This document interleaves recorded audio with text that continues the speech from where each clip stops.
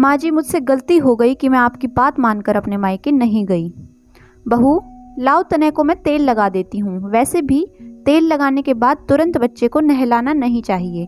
थोड़ी देर उसे धूप में खेलने दो, तब तक घर के काम कर लो, वरना फिर कहोगे तुम्हें अपने लिए समय नहीं मिलता है। घर के काम करने से ही माँ का अच्छा खासा व्यायाम हो जाता है। फालतू में आजकल की औरतें व्यायाम के लिए पैसे खर्च करती हैं, हमने तो कभी नहीं किया।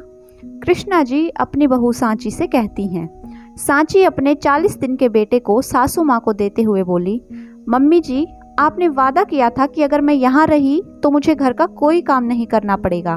मैं तो अभी बच्चा भी नहीं चाहती थी, परंतु आपने मुझे इमोशनली ब्लैकमेल किया और मैं बुद्धू की आपकी बातों में आ गई। कृष्णा जी बोली, बहू, यह कैसी बातें कर रही हो? कौन सी ऐसी औरत होगी जो माँ बनना नहीं चाहेगी? अब तुम अपने मायके जाती तो मेरा बेटा अभय पेंडुलम की तरह यहाँ से वहाँ घूमता रहता।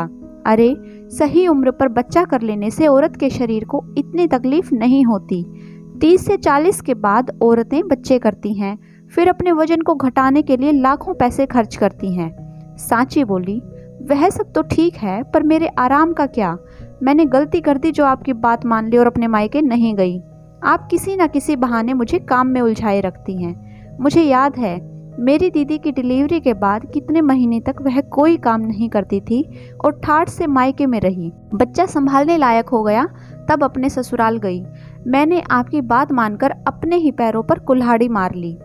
कृष्णा जी बोली, बहू, अपनी बहन की तो बात ही मत करो, बुरा मत मानना, पर अभी उसकी क्या उम्र हुई होगी? ठीक से उठ बैठ भी नहीं पाती। इतना भारी शरीर हो गया है कि जहाँ बैठती है किसी न किसी का सहारा लेकर ही उठती है। साधारण नाप के कपड़े उसे आते ही नहीं हैं। सोचो आगे चलकर वो क्या अपना ख्याल रखेगी। सांची बोली, मम्मी जी, मेरे हर सवाल का आपके पास कोई ना कोई तोड़ होता है, परंतु यही तो समय है जब औरत को आराम मिलता है, पर मेरे नसीब में आराम कहाँ है? इतना कहकर सांची सूखे कपड़े को समेटने लगी। अगले दिन सांची कुछ मसाला पीस रही थी तो मिक्सी खराब हो गई। सांची अभय से बोली, बिना मिक्सी के मेरा काम नहीं चलेगा, आप नई मिक्सी मंगवा दीजिए। तभी कृष्णा जी आई और बोली, बहू, एक शर्त पर नई मिक्सी आएगी, जब तुम रोजाना 10 मिनट चक्की पीसोगी। बोलो, मंजूर है? सांची बोली, मम्मी जी, यह क्या बात हुई? अब मैं आपकी बातों में नहीं आने वाली। अभय बोला, माँ, आज के ज़माने में कौन चक्की पीसता है? मैं मिक्सर ग्राइंडर ला दूंगा, उसमें सब हो जाता है। तुम तो चुप ही रहो, यह मेरे और बहू के बीच की बात है, तुम जाओ। अभय चुपचाप वहां से चला गया। सांची हैरानी से देखती रह गई। कृष्णा जी ने एक बड़ा सौंठ का लड्डू और हल्दी वाला दूध का गिलास सांची की तरफ किया और बोली, बहू, आंख बंद करके इसे खा लो और दूध गटक जाओ, फिर मैं तुम्हें चक्की के फायदे बताऊंगी। सांची बोली, मम्मी जी, यह रोज रोज दूध में कभी हल्दी तो कभी केसर, कितने दिन यह पीना होगा? कृष्णा जी बोली, बहू, यह तुम्हारे और मेरे पोते के लिए बहुत फायदेमंद है। तुम्हारी हड्डियां मजबूत रहेंगी, तभी तो बुढ़ापे में तुम मेरी सेवा करोगी। मुझे पता है इन्हीं सब कारणों से लड़की अपने मायके में रहना चाहती हैं, ताकि वहां नाक मुंह बनाकर माँ को इनकार करेंगी और माँ बेचारी चुपचाप गिलास लेकर चली जाएगी। पर मैं तो माँ नहीं हूँ, मैं तो हूँ सास।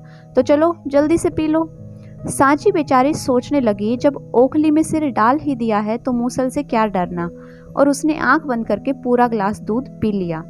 तब कृष्णा जी बोली, देखो बहू, 10 मिनट चक्की चलाओगी तो यह जो तुम्हारा पेट प्रसव के दौरान निकला है वह धीरे धीरे अंदर चला जाएगा। क्या तुम नहीं चाहती कि तुम्हारा शरीर हमेशा फिट रहे और तुम्हारा पति हमेशा तुम पर लट्टू रहे? सांची इधर उधर देखकर शर्माई और बोली, मम्मी जी, कैसी बातें कर रही हैं? कृष्णा जी बोली, कोई भी सास अपनी बहू की दुश्मन नहीं होती। मैं समझती हूँ बच्चा होने के बाद कोई भी लड़की अपने मायके आराम और माँ की ममता के लिए जाना चाहती है। अगर मैं तुम्हें वही ममता और देखभाल यहाँ दूँ, क्या तब भी तुम मायके जाना चाहोगी? जो भी हो मम्मी जी, पर आपने अपनी बातों के माया जाल में मुझे फंसाया है और यहाँ रहने के लिए मुझसे हामी भरवाई। कृष्णा जी बोली, बहू, इसलिए कि तुम्हारी भाभी भी गर्भवती है और अब एक अकेले तुम्हारी माँ बेचारी अपनी बहू का करे कि बेटी का। मैं तो हूँ ही तुम्हारी देखभाल के लिए। सोचो, मैंने तुम्हारे साथ तुम्हारी माँ की भी मदद की है। तभी सांची की माँ का फोन आया और वह बोली, बेटा, आज के ज़माने में कौन सी सास या समधन सामने वाले के लिए इतना सोचती है? तुम्हारी सास ने मुझे वादा किया था कि वह मुझसे ज़्यादा तुम्हारा ख्याल रखेंगी, और देखो वह रखती भी हैं, वरना तुम्हारी भाभी के साथ मैं तुम्हारी पूरी तरह देखभाल कर भी नहीं पाती। तुम तो जानती हो तुम्हारी भाभी की माँ नहीं है, इस वजह से मैं उसकी देखभाल कर रही हूँ। मेरी तरफ से समधन जी को ढेर सारा धन्यवाद कहना। अब कृष्णा जी जो भी व्यायाम और काम सांची को बताती वह बड़े ध्यान से करती। धीरे धीरे उसका शरीर पहले की तरह स्वस्थ होने लगा। एक रात सांची सो रही थी, अचानक उसकी नींद खुली तो उसने देखा उसका बच्चा उसके बगल में नहीं था। जब उसने दूसरे कमरे में जाकर देखा तो उसका बेटा सास ससुर के बीच में आराम से सो रहा था। पीछे से अभय आया और सांची को बोला, सांची, माँ हर रात तुम्हारे सोने के बाद तनय को अपने पास ले जाती हैं ताकि तुम्हारी रात की नींद पूरी हो सके।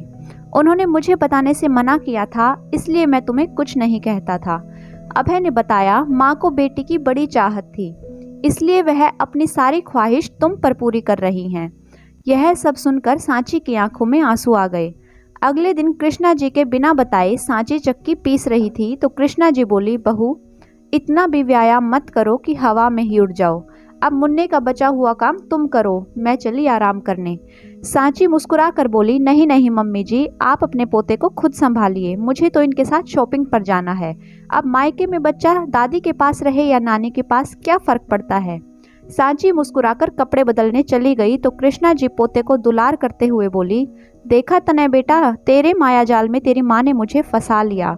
मैंने गलती कर दी जो बहू को उसके मायके नहीं भेजा। अब यह सास बहू की बातें सुनकर हंसने लगा। बच्चे की खिलखिलाहट से घर हर वक्त रोशन रहता। हर लड़की बच्चा होने के समय मायके जाना चाहती है ताकि प्रसव के बाद कुछ वक्त वह आराम से बिता सके। अगर ससुराल में भी उतनी ही निगरानी से उसकी सास बहू का ध्यान रखे तो क्या कोई बहू मायके जाना चाहेगी।